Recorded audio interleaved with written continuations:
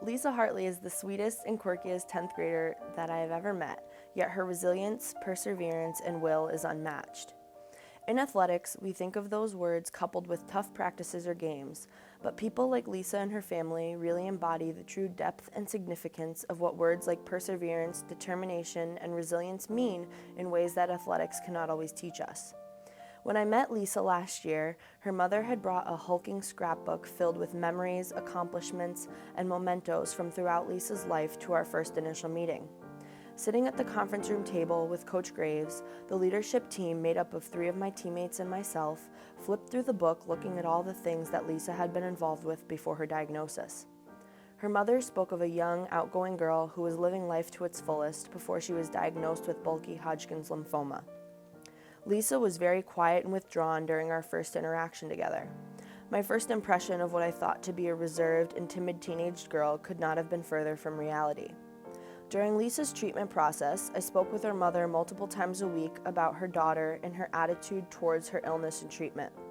In a situation like Lisa's, there were and still are countless highs and lows of battling an illness like hers. There were times over the summer when I would go visit Lisa at the hospital and I would try to do everything in my power to just take her mind off of things for as long as I could. Whether that was watching movie trailers and rating them on a scary scale, or reading magazines about what was happening in Hollywood, or playing Battleship and Monopoly, or listening to the new music she'd just bought with the iTunes gift card the team had given her, we always seemed to find a common ground. We would do so many things together in that short time that I was allowed to visit her. This also gave her parents the opportunity to have some time to themselves to relax, make phone calls, or even sit down for an uninterrupted meal. I think it was just really nice for both of us to sit and talk to someone different and new. I was a fresh face in a place where she saw the same doctors and nurses every day. Plus, she told me I always brought really cool presents, so that always worked in my favor because who wouldn't want someone around who brings presents every time they visit? More importantly, not only was it fun for her, but I learned a lot about a beautiful girl who is clever and intuitive and full of life. I think that's the true beauty of team impact. Not only are these kids and their families able to have positive relationships with amazing teams, but we in turn are able to take life lessons from the situations that we see these families and their loved ones in and provide them with our strength, stability, and when needed, a shoulder to cry on. I cannot speak to what it's like to have a life-threatening illness, but I can speak to what it's like to have someone you love have cancer. Coach Graves has always told me that when one person in the family has cancer, everyone in the family has cancer. Sure, it's not the same as the person who has the illness, but everyone feels pain and strength differently for both themselves and their loved ones. Some of my teammates have been fortunate enough to never have experienced what it is like to have a loved one who has to go through a treatment protocol. For some of us, this has been a reality that we've faced with our families and close friends, and for others, a new learning experience.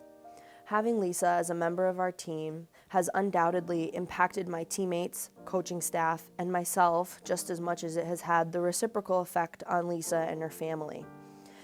A while after her stem cell transplant, Lisa slowly started coming to more practices and games this season. It started to feel normal to have Lisa present because this season she really became a part of our team. One specific day this year, Lisa came with her mother to practice to share some special news with our team. Once everyone was up in the gym and ready to go, we circled up to listen to Lisa.